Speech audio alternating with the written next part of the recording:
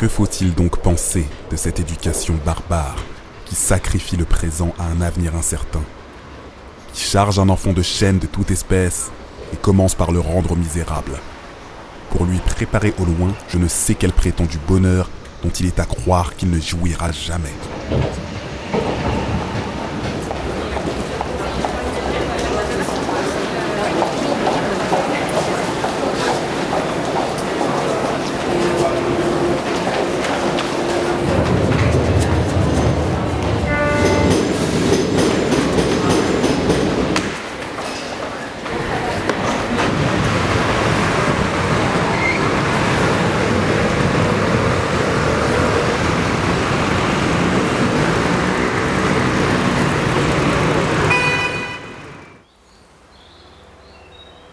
Hommes, soyez humains. C'est votre premier devoir. Soyez-le pour tous les états, pour tous les âges, pour tout ce qui n'est pas étranger à l'homme. Les premières facultés qui se forment et se perfectionnent en nous sont les sens. Ce sont donc les premières qu'il faudrait cultiver. Ce sont les seules qu'on oublie, ou celles qu'on néglige le plus.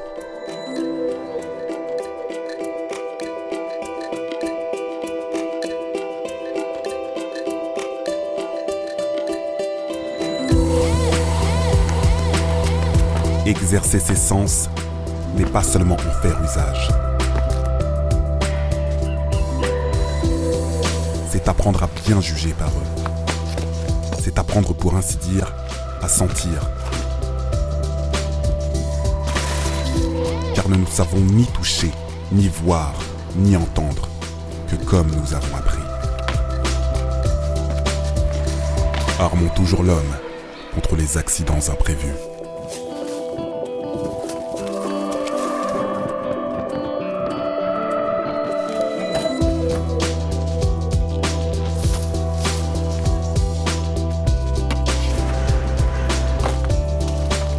Au lieu d'occuper éternellement mon élève à des gambades, je le mènerai au pied d'un rocher. Là, je lui montrerai quelle attitude il faut prendre. Comment il faut porter le corps et la tête. Quel mouvement il faut faire, de quelle manière il faut poser, tantôt le pied, tantôt la main, pour suivre légèrement les sentiers escarpés, raboteux et rudes, et s'élancer de pointe en pointe, tant en montant qu'en descendant.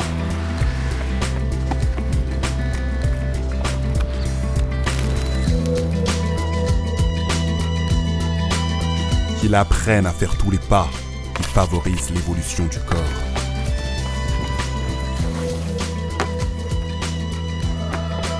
Apprendre dans toutes les attitudes une position aisée et solide.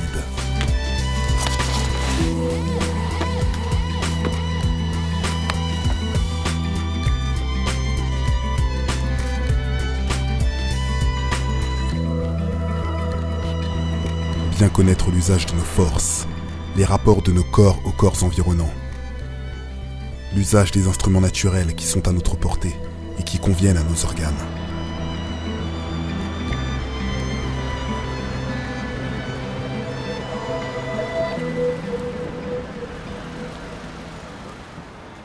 Il importe que la peau s'endurcisse aux impressions de l'air et puisse braver ses allitérations, car c'est elle qui défend tout le reste.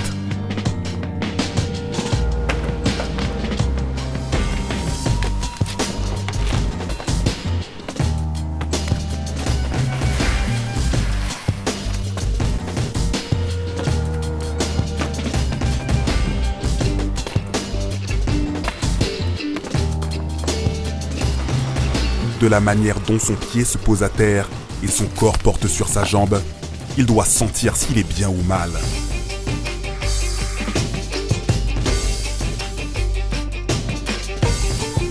Qu'il sache sauter en éloignement, en hauteur, grimper sur un arbre, franchir un mur.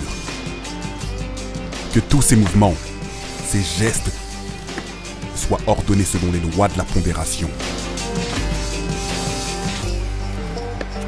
Une assiette assurée a toujours de la grâce. Et les postures les plus fermes sont aussi les plus élégantes.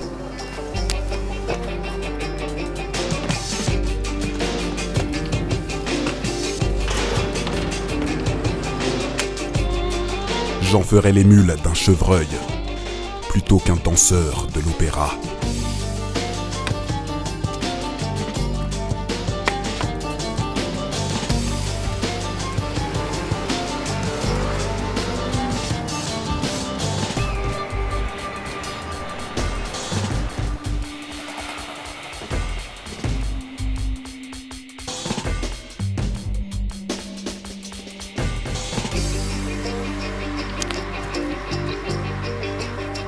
Adieu donc Paris, ville célèbre, ville de bruit, de fumée et de boue, où les femmes ne croient plus à l'honneur, ni les hommes à la vertu.